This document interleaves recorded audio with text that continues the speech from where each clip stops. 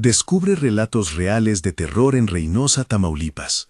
¿Te has preguntado alguna vez qué sucede cuando alguien no hace caso a una advertencia local? Yo tampoco lo pensé, hasta que me mudé por trabajo a la colonia Las Delicias, y escuché, de boca de quienes viven ahí, que hay llantos que no deben atenderse. Me presento, soy Fernando Salinas García. Llegué a Reynosa por un contrato temporal. Un mes, me dijeron. Renté un cuarto en un departamento viejo, en una calle que olía a humedad y a comida fría.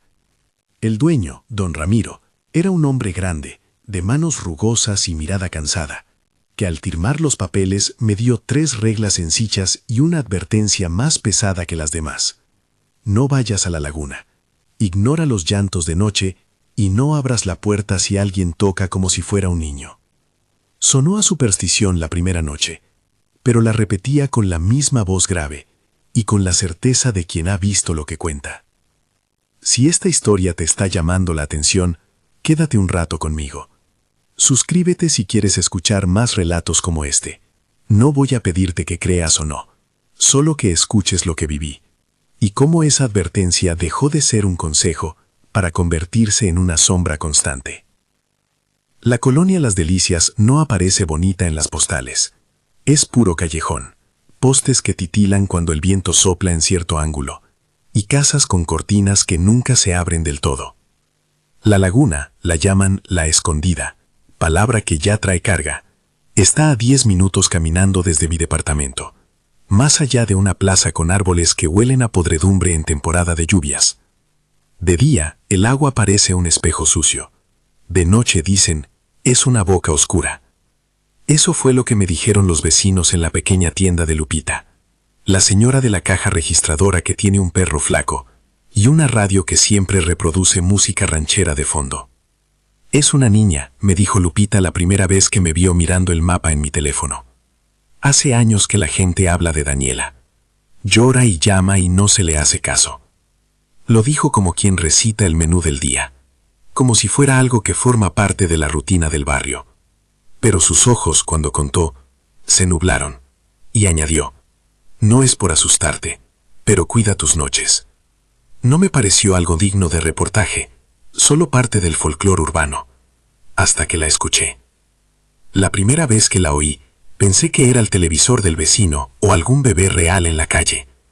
Era un llanto agudo, quebrado, como si alguien rompiera un vaso por dentro. Era tarde, no más de las 11. Y yo venía de mis primeras jornadas de trabajo. La nueva cama no ayudaba a la espalda aún, y el ruido de la ciudad se colaba por la ventana sin cortina. El llanto llegó desde la calle, distante, pero claro, como si el sonido se hubiera moldeado para atravesar mis paredes. Lo distinguí entre la radio de Lupita, el motor de una camioneta y el frío de la madrugada. Era un llanto infantil. Tuve la estúpida necesidad de mirar por la ventana. No fui. Me quedé sentado, mirándome las manos, pensando que la razón más probable era una madrugada de borrachos o algún perro con cría perdida. Don Ramiro repitió en mi cabeza, ignora los llantos. Cerré la ventana y fingí dormir. No dormí. A las 3 de la mañana, cuando ya no tenía el sueño como excusa, el llanto volvió, más cerca. No hubo pasos, ni voces adultas, solo ese gemido persistente que hacía eco en el pasillo como si alguien frotara vidrio con uñas. Entonces algo golpeó la puerta. No un golpe fuerte, un tamborileo suave, insistente, como si una mano pequeña pusiera dátiles sobre la madera. El corazón me pegó tan fuerte que pensé que se me iba a salir por la boca. ¿Quién es?, pregunté antes de darme cuenta. Nadie contestó. Golpearon otra vez, y la voz, porque resultó ser una voz, dijo, con el aire de quien no pregunta sino repite una costumbre antigua. «¿Me deja entrar?» Murmuré que no había nadie, me arrimé a la cerradura y simplemente escuché. Quise abrir para comprobar que era un resbalón entre sueño y realidad, pero la advertencia de don Ramiro era una sombra más firme que la curiosidad. Al día siguiente, la tienda de Lupita fue mi refugio. El café quemaba el idioma en la lengua, y mi voz temblaba al preguntar. «¿Lo oíste, verdad?», me dijo ella sin esperar mi respuesta.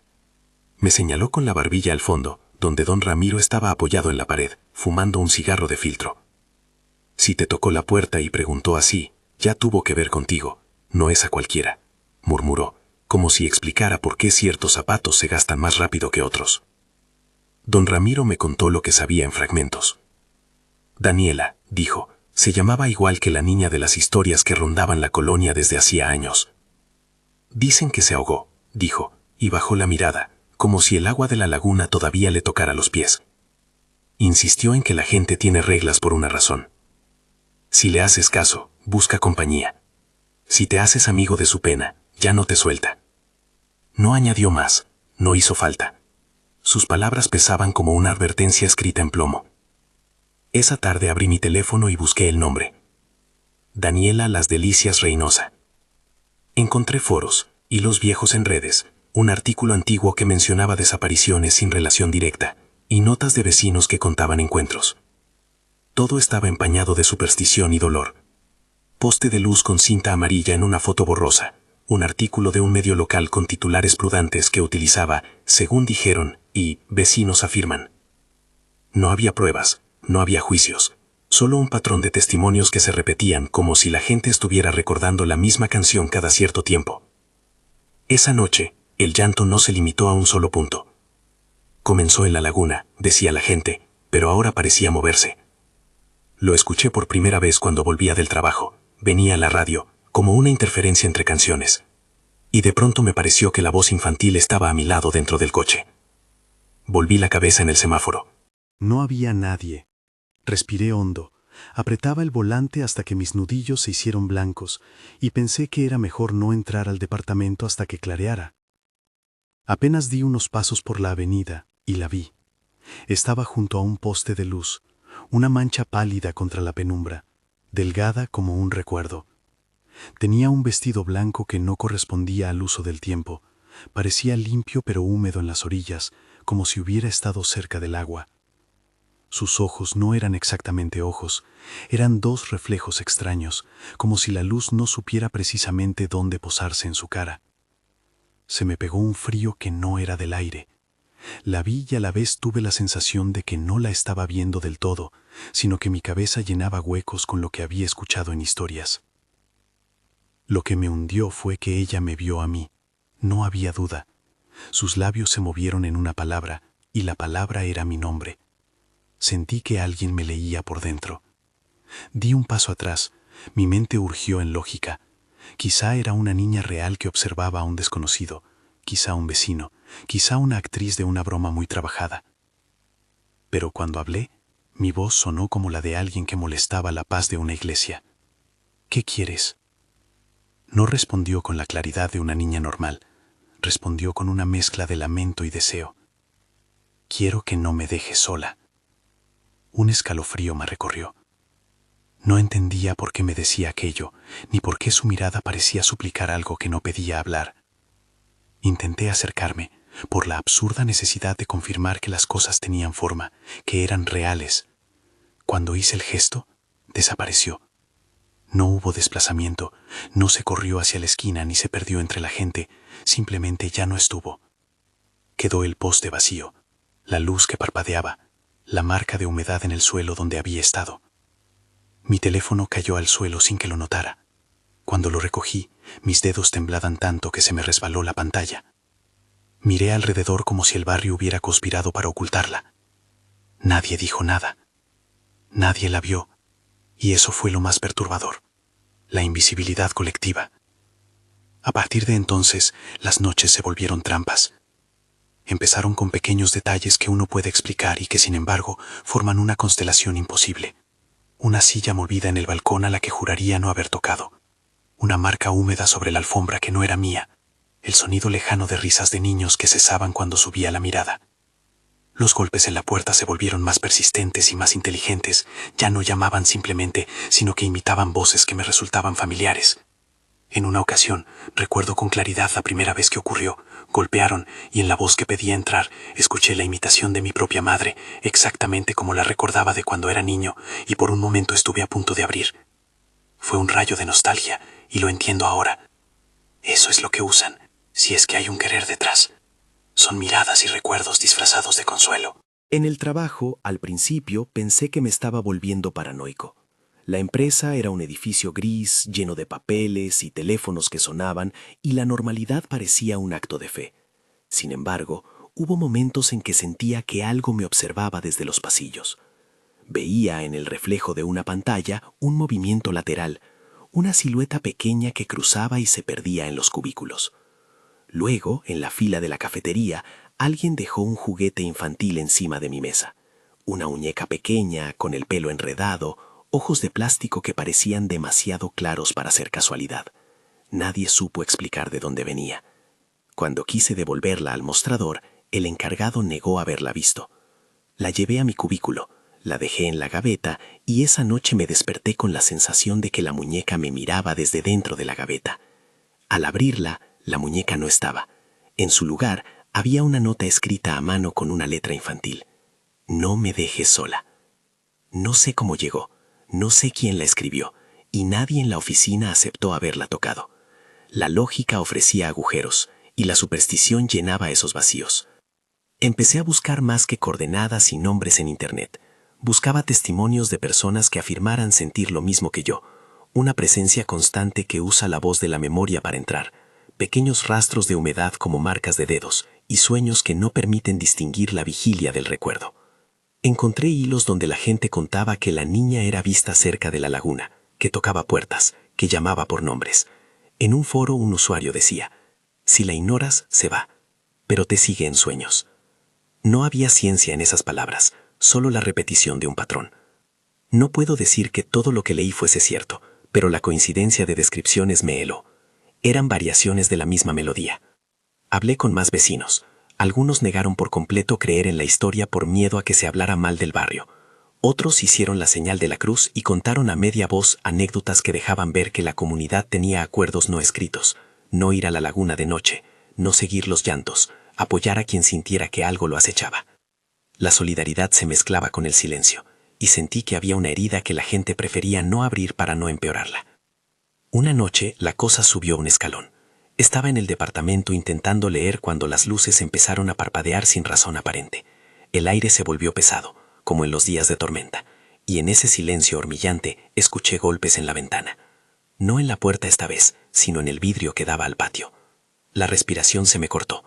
Me acerqué con el cuerpo como si temiera que la ventana fuera una membrana fina que pudiera romperse. En el cristal había pequeñas marcas, huellas en forma de dedos pequeños, como si alguien hubiera apoyado las palmas desde fuera. No sé cómo explicarlo. No eran huellas de barro y tampoco de agua. Parecían más profundas, como si hubieran sido hechas por algo que no era solo mano. Las limpié con la manga y se borraron, pero la sensación quedó adherida en la piel. Decidí que debía hablar con alguien que supiera. No quería caer en locuras propias y me temía a mí mismo cada vez que las sombras parecían articular nombres. Entonces recordé una mención que había hecho don Ramiro, doña Estela. Ella era la curandera del barrio, la que algunos consultaban para limpias cuando no eran problemas de salud, sino de espíritu. Algunos decían que su intervención funcionaba, otros que era una placebo cultural. No me gustó la ambivalencia de mi propia decisión, pero la necesidad de dejar de escuchar esa voz que usurpaba a mis seres queridos me empujó a tocar su puerta. Antes de buscarla, fui a conversar otra vez con Lupita. Me miró y no me preguntó, como si ya supiera. Si vas con Estela, ve con respeto, dijo. No le lleves miedo en la cara, porque lo huele. No supe si hablaba de la curandera o de la presencia que me seguía. Me dio una bolsita de hojas, agua bendita que su prima le había pasado, un amuleto de esas que se venden en la esquina de la iglesia. Me lo dio sin mucho ruido, como quien entrega un resguardo para una noche fría. No creo que fuera superstición. No había ciencia, pero había humanidad, y las personas del barrio actuaban con un sentido de cuidado que no podía explicar con términos racionales. La noche antes de buscar a doña Estela, tuve un sueño que ahora, con la distancia, parece la primera pieza de una cadena. Soñé que estaba sentado en la orilla de la laguna. El agua estaba quieta, como vidrio, y veía mi reflejo deformado. Ella estaba a mi lado como lo había estado bajo el poste, el vestido pegado a la piel, el cabello mojado, los ojos demasiado claros. En el sueño, sus manos eran consecutivas a mi espalda.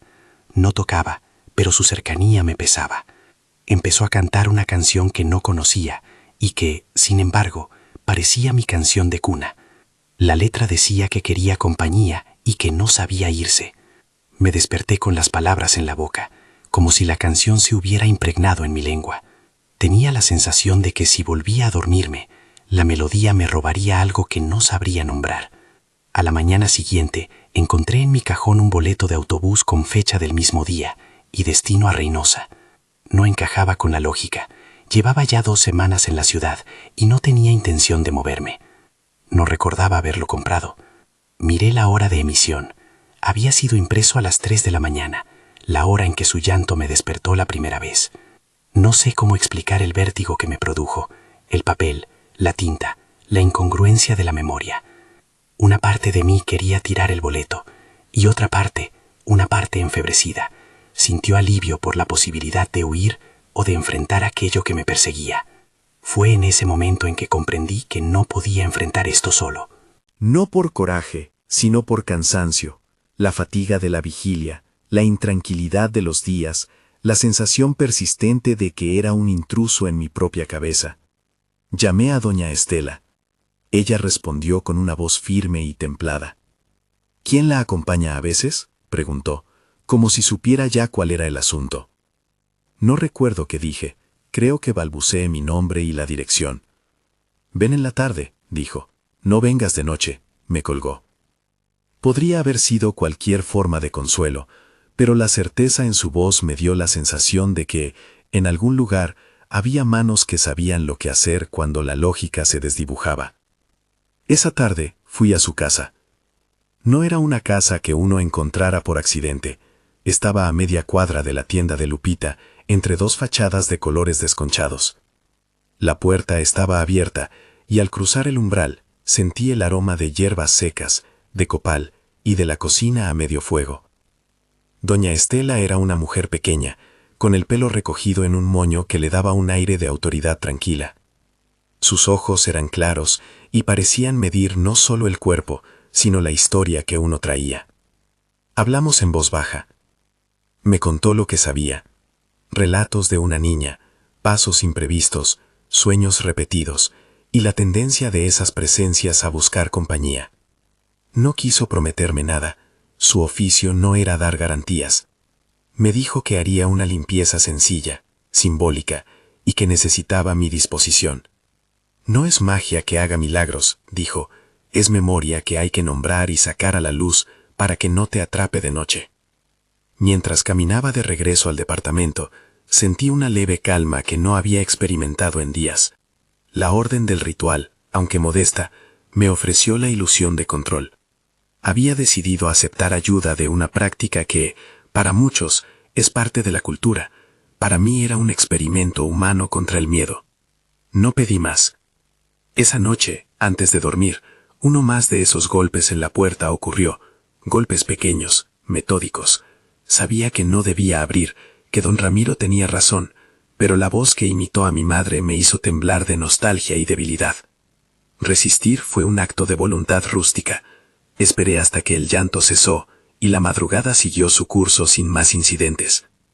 Me acosté con la promesa a mí mismo de que al día siguiente iría a la laguna con la intención de comprender la geografía de aquello que me perseguía, solo por mapear, por ver la distancia entre mi cuarto y el borde del agua, pero no iría de noche, no haría nada dramático, pensé.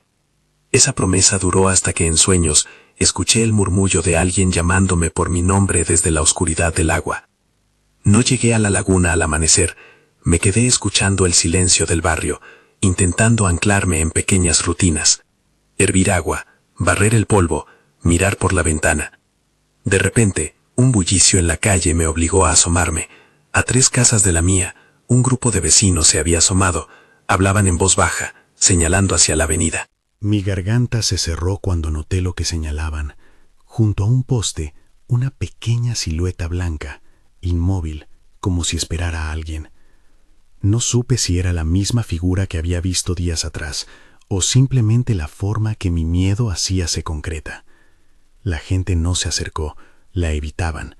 Incluso cuando yo sentí ese impulso infantil de conocer, de avanzar y tocar la historia con las manos, alguien me empujó con el codo y me murmuró: «No te acerques, Fernando». Esa es la parte que quiero que entiendas. En las delicias hay acuerdos que se mantienen con la práctica diaria. No son ley, son costumbre. Y esa costumbre es la que protege, o eso dicen. Yo ya no estoy seguro de nada. Mi experiencia no es una investigación científica, ni pretendo convertirla en noticia. Es mi testimonio, lo que vi, lo que oí, lo que sentí. A partir de ese día, las coincidencias dejaron de ser inocuas. La niña dejó marcas, o las cosas que la representaban las dejaron, en mi vida cotidiana. Sueños, notas, objetos que aparecían y desaparecían, y con cada aparición, mi cordura se hacía un poco más frágil. Hoy me siento en el umbral de una decisión que aún no sé tomar.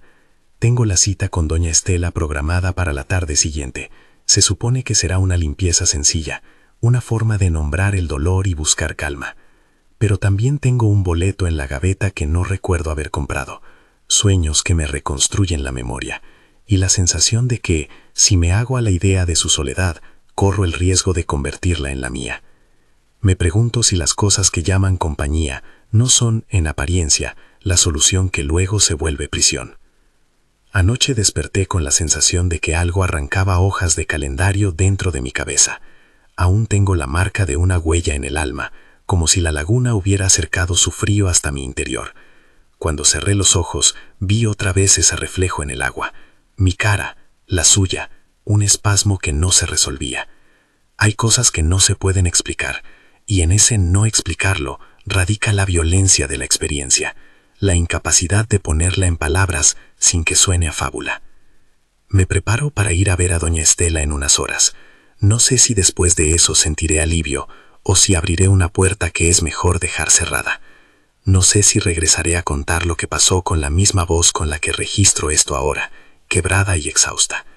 Lo único cierto, por ahora, es que las reglas de ese barrio se me han grabado en la piel, y que la niña, si es que hay una niña, o algo que usa ese nombre, no parece querer quedarse sola. La tarde llega, y yo recojo mis lentes, como quien se arma para ir a un sitio que exige cierta seriedad. Los vecinos me miran con combinaciones de pena y advertencia. Algunos hacen la señal con la mano, otros solo evitan que los ojos se crucen con los míos. Antes de entrar al portal de doña Estela, una muchacha joven, que nunca antes había reparado en mí, se acerca y deja una nota en mi mano sin decir palabra. La abro y leo con el pulso acelerado. Si sales, no vuelvas a abrir por la noche. No sé quién la dejó, ni por qué usar las palabras de esa manera. La nota es inmediata y fría, como un vidrio. Al cruzar la puerta, siento que algo dentro de mí está en movimiento. No es solo el miedo a lo que pueda o no pasar, es la sensación de que he entrado en un cauce que me llevará lejos de lo que fui hasta ahora. Me siento a esperar. Doña Estela mueve unas hierbas. Su voz es un hilo que me sostiene. Pero antes de que ella comience, un sonido, apenas un susurro, se cuela por la ventana. Alguien o algo pronuncia mi nombre desde la distancia. No puedo decir si es la brisa o si es la imitación de la sorpresa, pero sé que la noche me hace una invitación que no sé si aceptar. La casa de doña Estela huele a humo y a cosas secas que guardan memoria. Ella toma mi mano con la suya y me dice, muy quedo: hay cosas que buscan compañía porque no la supieron en vida. Su frase no es consoladora, más bien es una explicación que no alivia. Vamos a intentarlo, añade. Yo me siento en la silla, con la espalda recta, dispuesto a poner palabras a lo que aún no puedo nombrar. Y mientras ella empieza a hablar, en mi mente se proyecta la imagen de la laguna, el agua oscura, la figura pálida junto al poste, el boleto que no recuerdo comprar. Todo eso, comprimido, me obliga a preguntarme una vez más si ignorar los llantos fue realmente la regla, o si en algún rincón mi decisión de hacerles caso me ha atado a algo que va más allá de la lógica. En ese instante, cuando la vieja casa parece a punto de partirse y la tarde se vuelve un hueco entre dos respiraciones, algo golpea la pared exterior con la insistencia de quien sabe que, a veces, la paciencia vence a la prudencia. No sé si es real o si lo escucho entre los pensamientos, pero sé que la historia, mi historia, acaba de subirse a un nuevo tramo del camino. Lo que siguió en la casa de doña Estela no fue una película limpia en la que todo se resuelve al final. Fue, más bien, una sucesión de pequeños destellos que, por un momento, me permitieron creer que algo se había aliviado.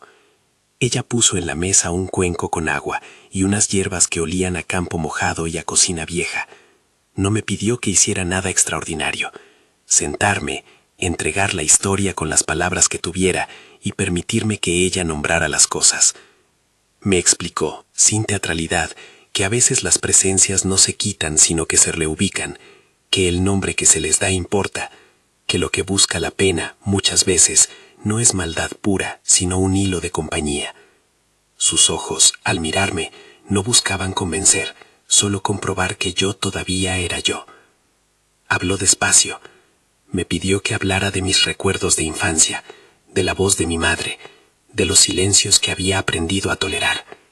Me obligó a decir en voz alta mi nombre completo, y luego me hizo repetir el nombre que conservaba la presencia: Daniela. Decir ese nombre en la casa de una mujer que no me pedía pruebas sonó a sacramento mínimo.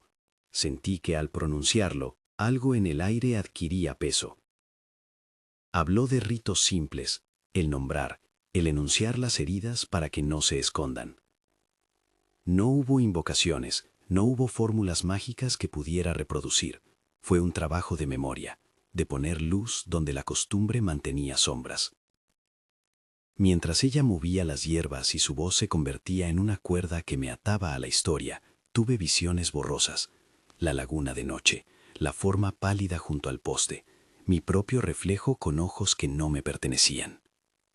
No sé si era sugestión o si la forma que me seguía respondió a la atención que se le daba en voz alta. Recuerdo que en un momento la casa entera olió a agua estancada y que en ese olor escuché una risa infantil, que no era risilla de broma, sino algo que intentaba reconstruir una canción. Doña Estela no se inmutó, siguió. Me pidió que la invitara a partir, que le dijera a esa voz que no era bienvenida en mi casa, pero que la reconocía como alguien con dolor. Fue una escena de contradicciones, rechazar y a la vez reconocer. Cuando terminó, me sentí liviano de una manera casi absurda. Era como si me hubieran quitado una mochila del pecho. Caminé a casa con el paso corto, con la sensación de que el aire se había hecho más fácil de respirar. La primera noche después de la limpia dormí de un tirón por primera vez en semanas. Soñé, pero no con la laguna. Soñé con una cocina limpia, con una taza seca sobre la mesa y con la radio de Lupita tocando una canción que no entendí, pero que sonaba a normalidad. Me desperté y estuve convencido de que lo peor había pasado. Los días siguientes confirmaron esa esperanza, al menos en apariencia. Las noches volvieron a su ritmo habitual, fuegos de calle, perros ladrando, algún grito que no tocaba lo íntimo. El aire dejó de traerme fragmentos de llanto. En el trabajo la sensación de ser observado menguó. Los cubículos volvieron a ser solo espacios de trabajo. Fui a la tienda de Lupita y ella sonrió con cierta satisfacción. Don Ramiro me dio un golpecito en el hombro y no pronunció palabra. Su silencio fue suficiente. Pero la tranquilidad tuvo fisuras que no vi enseguida. Son cosas pequeñas, tal vez explicables, que se juntan y forman otra vez el patrón. La primera fisura fue un juguete que apareció en la banqueta frente a mi casa, una bolita de plástico con dentro una figura diminuta. No recuerdo haberla visto salir de mi mano, sin embargo la encontré ahí, húmeda, como si la lluvia la hubiera dejado. La recogí y la guardé en un cajón por inercia, sin contarlo, como si el acto de conservarlo fuera hacerle un favor a la memoria de algo que merecía un resguardo. Esa noche soñé que alguien llamaba mi nombre desde la orilla de la laguna. Abrí los ojos creyendo que era la madrugada, y por un instante me costó reconocer el techo de mi cuarto. Otra fisura sucedió en el trabajo. Estaba revisando unos papeles cuando siento que alguien me deja una nota en el escritorio. No había nadie a mi alrededor. En la nota, con una letra infantil pero temblorosa, decía: ¿Vienes? No dije nada en la oficina. guardé la nota en el bolsillo del pantalón y por un rato me quedé mirando la pantalla sin ver números ni palabras. Fue fácil creer que la limpia funcionó por el espacio de una semana. Fue igual de fácil aceptar que las cosas que no se solucionan del todo encuentran maneras de recordarte su presencia. Cuando terminó mi contrato, volví a Monterrey. Era lo lógico, el trabajo se había acabado y yo quería distancia. La gente del barrio me saludó con reservas y me despidió con miradas que no sabía interpretar. Alivio, preocupación, una especie de protección silenciosa que me acompañó hasta la terminal. Compré mi boleto, subí al autobús, un movimiento mecánico en el que pensé que cerraba un capítulo y me dije que la ciudad grande me tragaría otra vez. Las primeras semanas en Monterrey me devolvieron la sensación de normalidad. Mi habitación tenía otro olor, mis rutas eran distintas y la seguridad de la rutina me fue cosiendo. Sin embargo, hubo un detalle que me incomodó desde el principio: el teléfono. Mi celular empezó a mostrar direcciones guardadas y notificaciones de búsquedas que yo no recordaba haber hecho. Un historial de Google Maps con un punto marcado a las 3 de la madrugada. La Escondida, Reynosa. La primera vez juré que era mi memoria fallando. La segunda que era una sugerencia errónea. La tercera que alguien había tomado mi teléfono. No encontré explicación plausible. Revisé movimientos bancarios. No había compras extrañas. No obstante, en la carpeta de descargas había un archivo de audio que no reconocía. Lo abrí con manos temblorosas en la madrugada. Era un llanto, y al final del archivo una voz que pronuncia mi nombre con una claridad que me hizo cerrar la aplicación, como si me hubiera tocado con un objeto frío. A partir de ahí las cosas fueron rompiéndose en pedazos pequeños. Los sueños volvieron, pero más largos y con una sensación de inmediatez que me dejaba agotado cuando despertaba. Veía la laguna en diferentes tiempos, a veces en sequía, a veces como espejo oscuro, a veces con velas alrededor y gente de la que no distinguía rostros. En sueño, la niña no siempre era pálida. A veces era una niña normal, mojada por lluvia, con la mirada perdida, y yo me sentía culpable por no saber consolarla. Me despertaba con la impresión de haber dejado algo sin decir, y esa nota de culpa empezó a pesar de una forma nueva. Lo que puso en evidencia que el vínculo no se había roto fue un boleto de autobús que encontré dentro de una chaqueta que no usaba desde hace tiempo. Estaba fechado 2 días antes de que me diera cuenta. Destino Reynosa.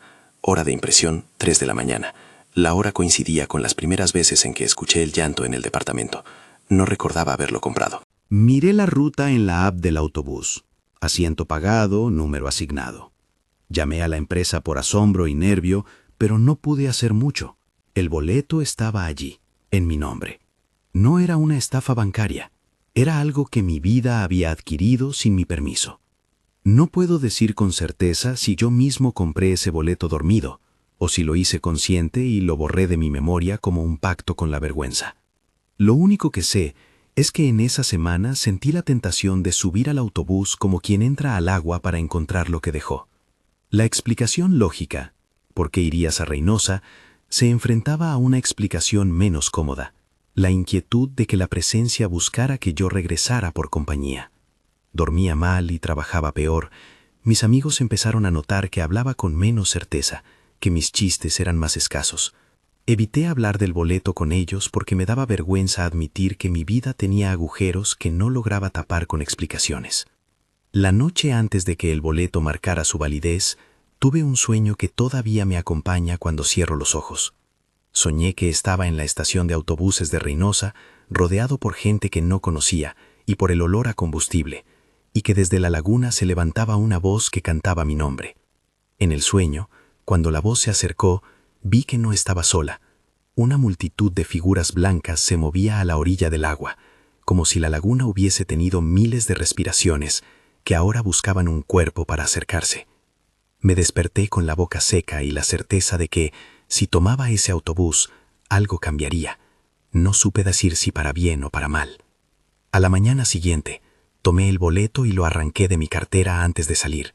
No fui a la estación, fui a trabajar, fingí normalidad. Esa noche dormí y creí por un instante que había ganado la batalla. Pero la tranquilidad fue frágil. A las 2 de la mañana mi teléfono vibró con un mensaje. Una captura de pantalla enviada desde un número desconocido. Era una foto tomada desde la orilla de la laguna, una figura pálida, a contraluz, junto a un poste.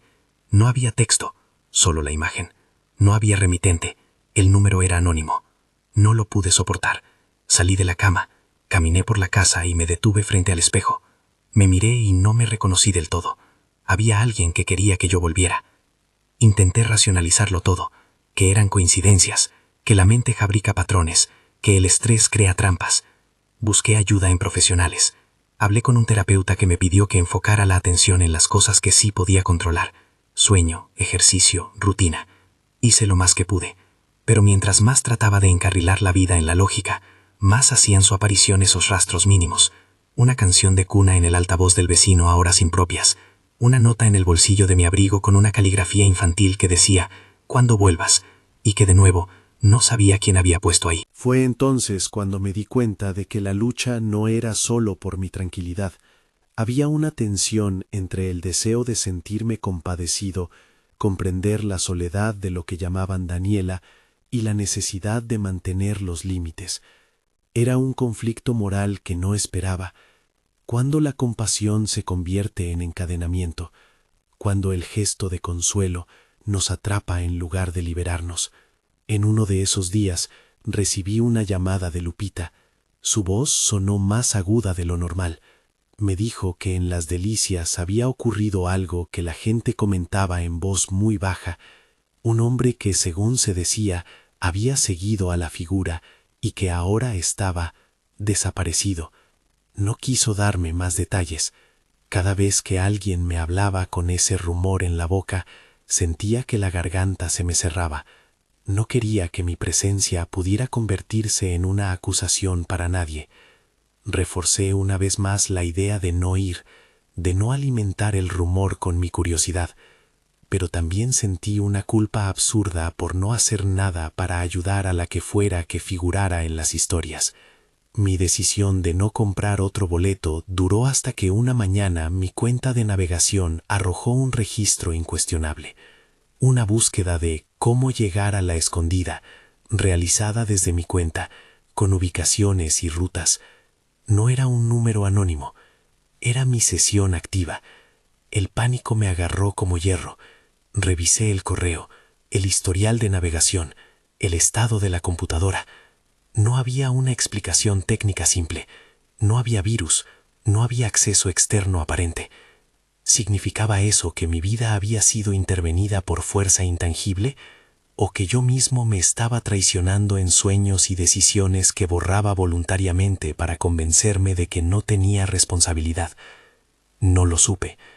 El punto de quiebre fue una madrugada en la que desperté en la sala de mi casa en Monterrey, con las luces del televisor encendidas y el boleto de Reynosa sobre la mesa. No había registro de haber salido de mi habitación. Había una sensación de vacío alrededor del papel, como si el ticket hubiese llegado con la intención de recordarme algo que habría preferido olvidar. Tomé el boleto y miré la fecha. En 2 días. La indignación por el control de mi propio tiempo se mezcló con un cansancio tan profundo que por un momento sentí que ir era lo más sencillo, dejar que la corriente hiciera su trabajo. Pero la responsabilidad me empujaba en sentido contrario. No quería ser partícipe con mi presencia de ningún daño. Pasé las 48 horas siguientes como una persona que espera un veredicto. Dormía poco y cada llamada en el celular me hacía saltar. Hablé con doña Estela por teléfono. Su voz fue breve y directa. Si vas, hazlo con el propósito de nombrar, no de alimentar. No vayas por curiosidad. Le pedí que me diera algo más concreto, una guía mínima. Ella me respondió con una frase que retumbó. Los relatos no piden soluciones, piden que se les escuche, pero a veces escuchar es peligroso. No me dijo que no fuera, no me cobró ni me prometió nada. Habló como quien sabe que el mundo no se arregla con gestos aislados. Al cabo de esa tensión, decidí que si iba, no sería solo yo. No quería que mi viaje fuese una aventura solitaria que pudiera desencadenar riesgos para otros. Hablé con un amigo de confianza que aceptó venir solo si se mantenía la prudencia y si no hacíamos actos que pudieran vulnerar a la comunidad. Era la manera más razonable que encontré de mantener la línea entre investigar y ser imprudente. Era una forma de caminar la delgada cuerda entre la curiosidad y la responsabilidad. El viaje de regreso a Reynosa fue distinto a mi primera llegada. Había un peso en el cuerpo que no desaparecía con la distancia. El paisaje cercano a la laguna se veía igual, pero mis ojos estaban atentos a señales que antes no sospechaba. No tomamos atajos estúpidos, ni nos acercamos a la orilla en la noche. Visitamos la plaza, hablamos con vecinos que nos dijeron, con cuidado, lo que sabían. Algunos guardaron silencio, otros hablaron en voz baja. En la tienda de Lupita me miraron como a alguien que había ido a la escuela de una lección que no se enseña en libros. Hablamos con personas que recordaban a una niña llamada Daniela y con otras que no la conocían. Escuchamos versiones que coincidían en el patrón: llantos, llamadas, huellas húmedas y la sensación de una compañía no deseada. Vimos cintas, fotos borrosas, comentarios en foros locales. Todo eso no probaba nada, pero configuraba una respiración colectiva que no podía ignorar.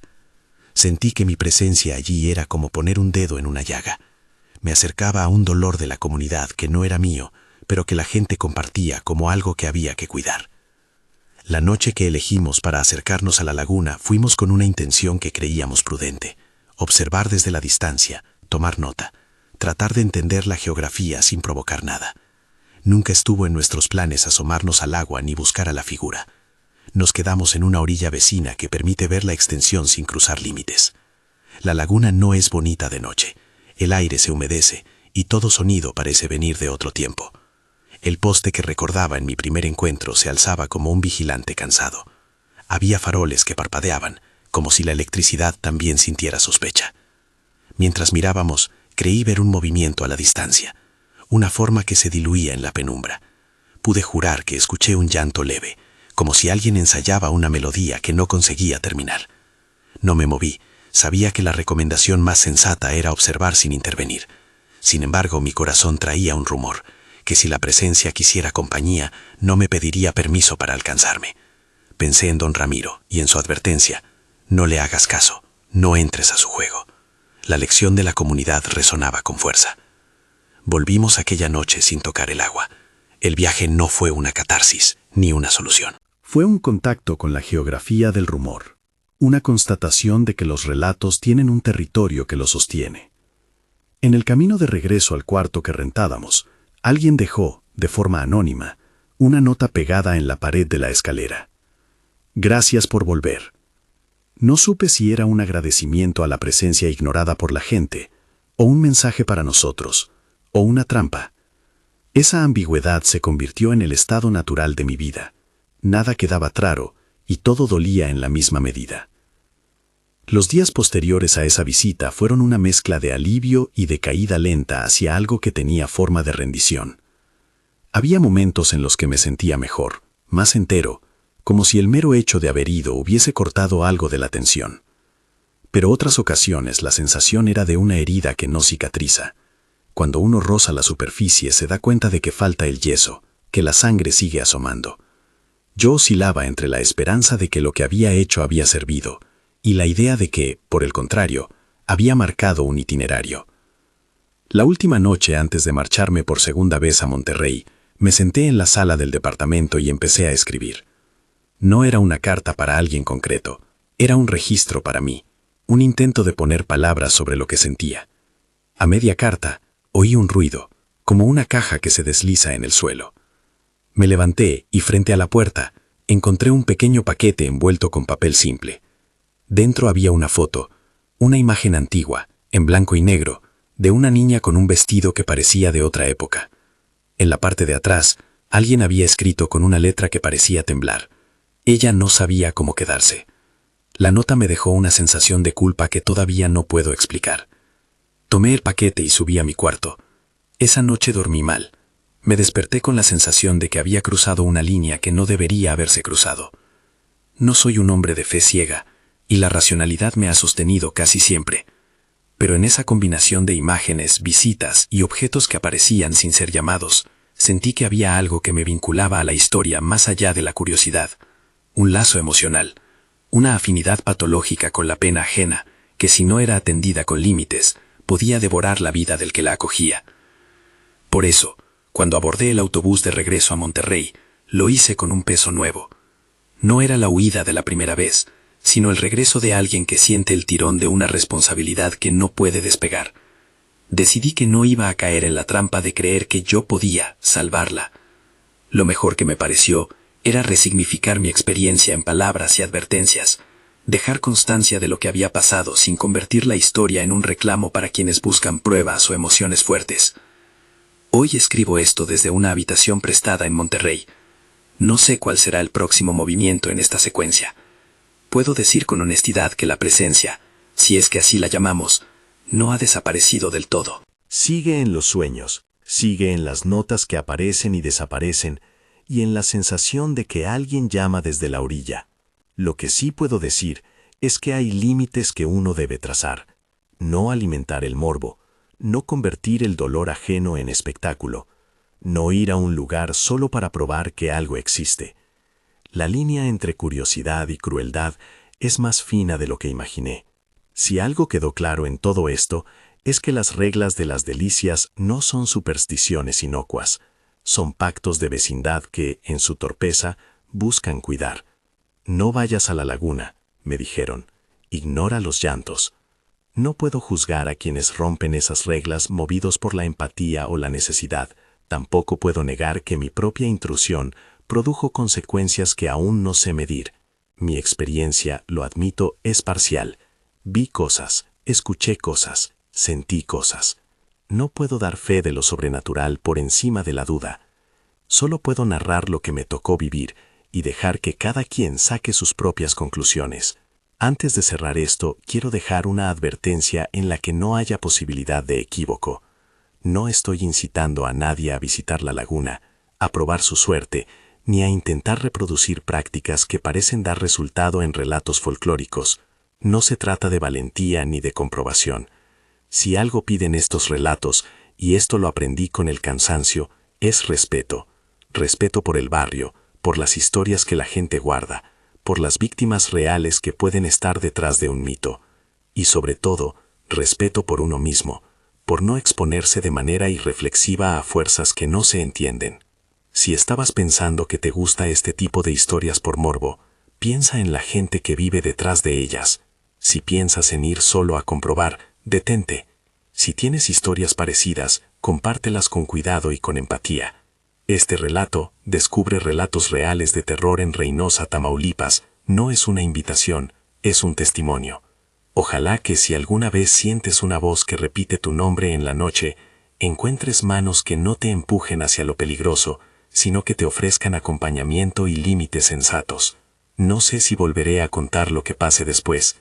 Tal vez esto sea un punto final, tal vez un compás breve antes de que algo más ocurra. Si llegas a leer esto y alguna vez sientes algo parecido, por favor, respira antes de actuar. Habla con alguien del barrio, con la gente que ha vivido la historia por años, con quienes la tratan con la mezcla de miedo y cuidado que yo aprendí a reconocer. Comparte relatos con respeto, no con ánimo de asombro. Y si tienes una historia propia, escríbela aquí abajo. Me interesa saber cómo estas cosas afectan a quienes las viven. Si este relato te llegó de alguna manera, compártelo con alguien que conozca historias del lugar o que necesite escuchar que la curiosidad tiene límites.